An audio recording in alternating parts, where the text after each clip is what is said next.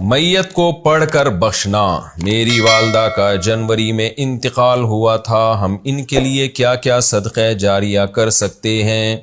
نیز کیا ان کو کچھ پڑھ کر بخش سکتے ہیں؟ یہ کہاں تک صحیح ہے اور کیا اس کا ثواب میت کو پہنچتا ہے؟ مسز عمر ریاض سے۔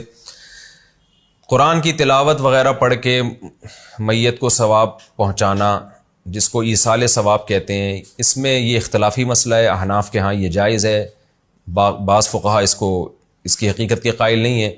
تو انسان کو ایک فقہ کو فالو کرنا چاہیے اور دوسرے فقہا کا بھی احترام کرنا چاہیے۔ اس کے دلائل کیا ہیں احناف کے، وہ میں کئی بار مسائل میں ریکارڈ کروا چکا ہوں، مضبوط دلائل ہیں۔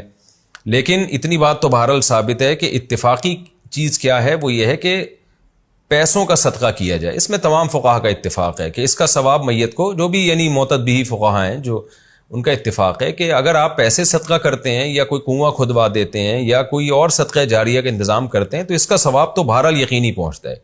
اور حدیث میں بھی یہ چیز منصوص ہے۔ نبی صلی اللہ علیہ وسلم سے ایک صحابیہ نے پوچھا میں اپنی ماں کی طرف سے صدقہ کرنا چاہتی ہوں، افاتصدق عنہا ان امی توفیت عنی، میری ماں کا انتقال ہو گیا ہے، افاتصدق عنہا، کیا میں ان کی طرف سے صدقہ کروں؟ آپ نے فرمایا ہاں۔ تو اس لیے زیادہ فوکس جس چیز کو کرنا چاہیے وہ ہے پیسے صدقہ کریں اپنی والدہ کے لیے، اور کوئی مدرسہ بنا دیں، مسجد بنا دیں، یا مسجد میں تعاون کر دیں، یا مدرسے میں تعاون کر دیں، یا یتیم خانے میں تعاون کر دیں۔ اس طرح سے کوئی بھی صدقہ جاریہ ہو، یا ویسے ہی کوئی صدقہ کسی غریب کی مدد، اور دل میں نیت کر لیں کہ اس کا ثواب میری والدہ کو پہنچے، تو یہ انشاءاللہ آپ کی والدہ کو ثواب پہنچے گا۔ میں بھی دل سے دعا کرتا ہوں اللہ تعالیٰ آپ کی والدہ کی مغفرت فرمائے اور ان کے درجات کو بلند کرے۔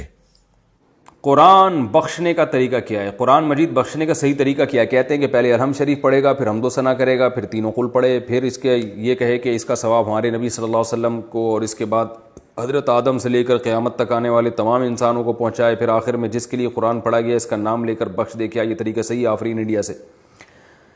دیکھیں، قرآن بخشنے کا کوئی مخصوص طریقہ صحابہ سے ثابت نہیں ہے، صرف اتنا ثابت ہے کہ نبی صلی اللہ علیہ وسلم نے صدقہ کرنے کا حکم دیا ایک صحابیہ کو کہ وہ اپنی ماں کے لیے صدقہ کریں۔ تو اس سے علماء نے استدلال کیا کہ صدقہ بھی ایک نیکی ہے، تو کوئی بھی نیکی کسی کے لیے بھی کی جا سکتی ہے۔